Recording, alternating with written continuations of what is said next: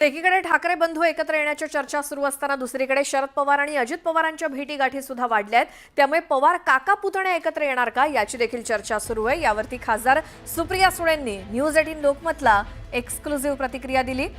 दोन्ही पक्ष एकत्र आले तर आपल्याला काही हरकत नसेल आणि शरद पवार आणि अजित पवार जो काही निर्णय घेतील तो मान्य असेल असं सुळे म्हणाल्या।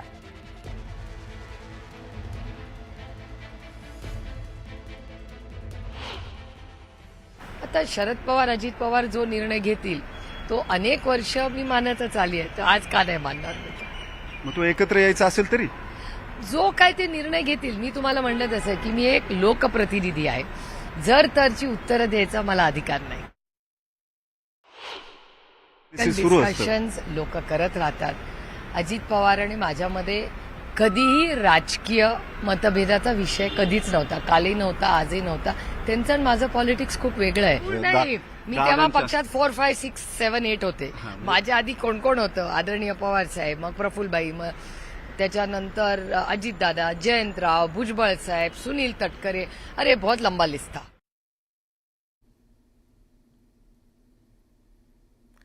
तर उद्धव आणि राज ठाकरे दोघेही माझे भाऊ, मोठे भाऊ, त्यामुळे ते एकत्र आल्यास आनंदच होईल असं देखील सुप्रिया सुळे म्हणाल्या। ऐकूयात।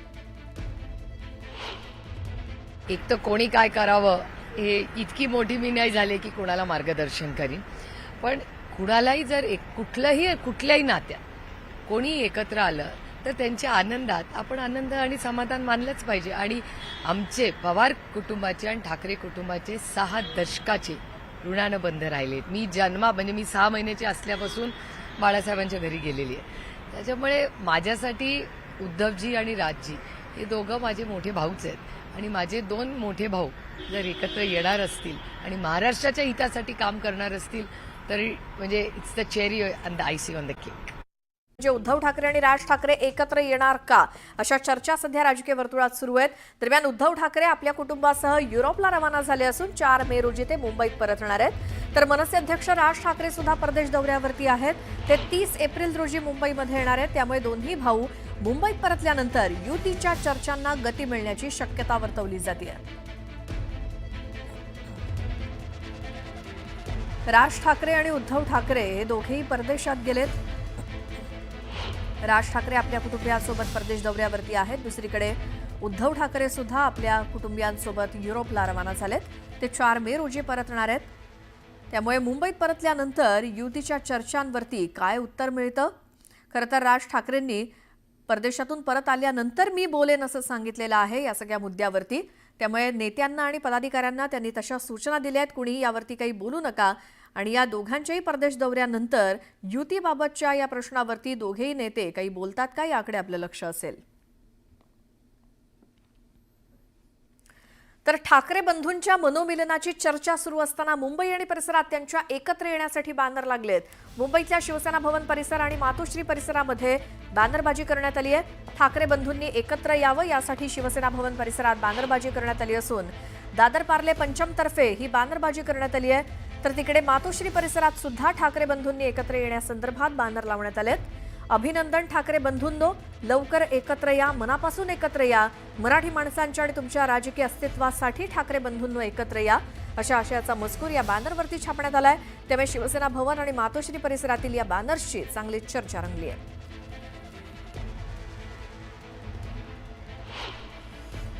काही दिवसांपासून एकच चर्चा रंगत आहे, ती म्हणजे ठाकरे बंधू एकत्र येणार असल्याची।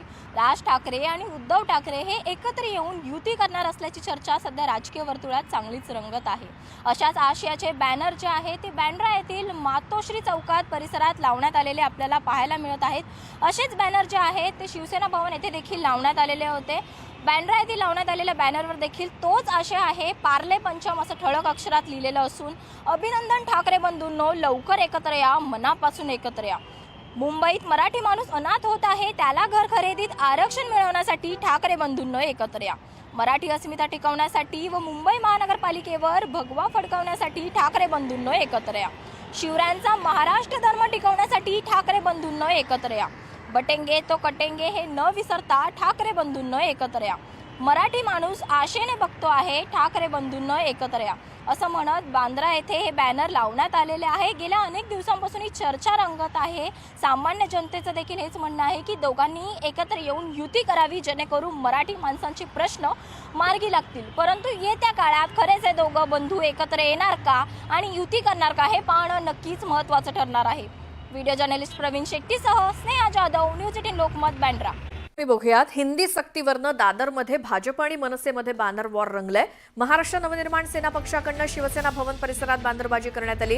हिंदी ही भाजपची भक्ती नव्हे तर सक्ती आहे अशा आशयाचे बॅनर लागलेत. गेल्या अनेक दिवसांपासून मनसेकडनं हिंदी सक्तीला विरोध करण्यात येतो आणि त्याच अनुषंगानं भाजपवरती निशाणा साधत मनसेकडनं बॅनर लावण्यात आले. तर हिंदी सक्तीच्या मुद्द्यावरती आज संध्याकाळी 4 वाजता शिक्षण मंत्री दादा भुसे पत्रकार परिषद घेणार आहेत. या पत्रकार परिषदेत हिंदी सक्तीच्या मुद्द्यावरती सरकार फेरविचार करणार का? गेले काही दिवसच महाराष्ट्रात नवीन शैक्षणिक धोरण या धोरणाअंतर्गत पहिल्या वर्गापासून हिंदी सक्तीची करावी या मुद्द्यावरनं वाद निर्माण झालाय. राजकीय पक्षांबरोबरच अनेक शिक्षण तज्ज्ञ आणि जाणकार यांनी तिसऱ्या भाषेच्या सक्तीला विरोध केलाय. हेडलाईन्स प्रायोजक राजयोग पेंट्स. आनंद तुमचा, रंग आमचा.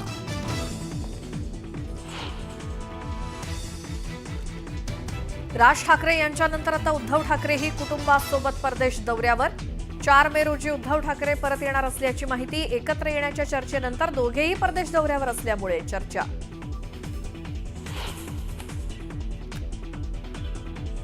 ठाकरे बंधूंनी एकत्र यावं यासाठी शिवसेना भवन परिसर आणि मातोश्री बाहेर बॅनरबाजी. दादर पार्ले पंचमकडनं शिवसेना भवनासमोर लावण्यात आले बॅनर्स.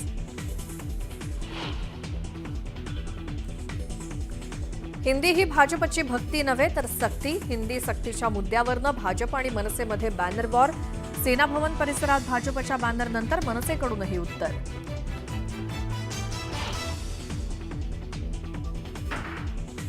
राज्य मंत्रिमंडळाची आज दुपारी मंत्रालयात बैठक. विविध मुद्द्यांसह राज्यातील पाणी प्रश्नावरती चर्चा होण्याची शक्यता. वाल्मिक कराड जेलमध्ये मात्र कार्यकर्त्यांची अजूनही दहशत. डीवायएसपी गोल्डे यांच्या जबाबातनं मिळालेल्या माहितीमुळे एकच खळबळ.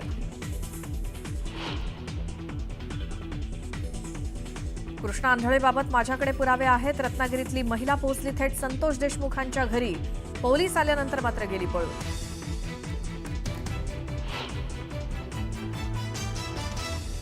माजी आमदार झिशान सिद्दीकींना पुन्हा जीवे मारण्याची धमकी. पोलिसांनी घरी जाऊन नोंदवला झिशान सिद्दीकींचा जबाब.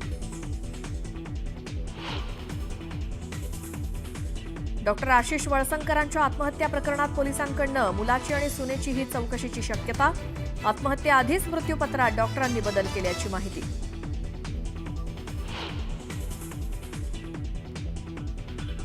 बीडच्या गेवरा इथल्या वाहे गावात क्षुल्लक कारणावरून 8 जणांवरती कोयता आणि रॉडनं हल्ला. अद्यापही तक्रार दाखल नाही. जखमींवरती जिल्हा रुग्णालयात उपचार सुरू.